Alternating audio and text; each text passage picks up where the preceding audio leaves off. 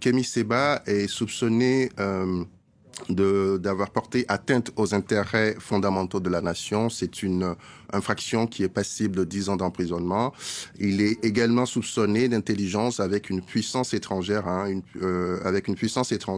une organisation étrangère, en vue de susciter des hostilités ou des actes d'agression contre la France. Et là, il s'agit d'une infraction criminelle qui est passible de 30 ans de prison.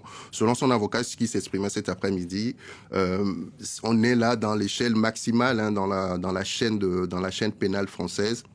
Il n'y a que la perpétuité qui est au-dessus. Donc, il est en garde à vue depuis lundi, depuis son interpellation. Et c'est un garde à vue qui pourra être prolongé jusqu'à 96 heures, c'est-à-dire 48 heures de plus à la fin de, je crois, c'est ce soit la première échéance. Alors, on connaît Kémy Séba, on connaît ses prises de position anti-France coloniale pour utiliser ses propres expressions, anti-occidental, anti-impérialisme.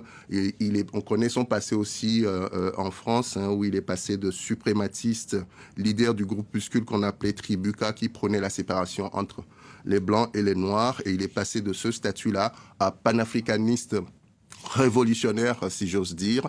C'était autour des années 2011. Il avait alors posé ses bagages au Sénégal, à Dakar, on se souvient, et c'est ça qui avait fait qu'il avait, j'allais dire, fait remarquer essentiellement quand il avait, dans sa position contre le franc CFA qu'il considère comme un outil de néocolonisation, il avait brûlé symboliquement un billet de 5 000 francs CFA, ça lui avait valu des ennuis.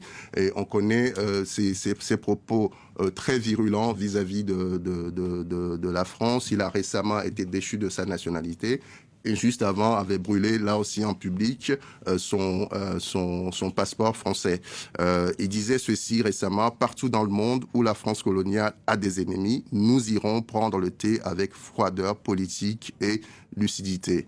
On attend désormais de savoir les charges que la justice française retiendra contre lui. Donc, affaire à suivre. Merci beaucoup.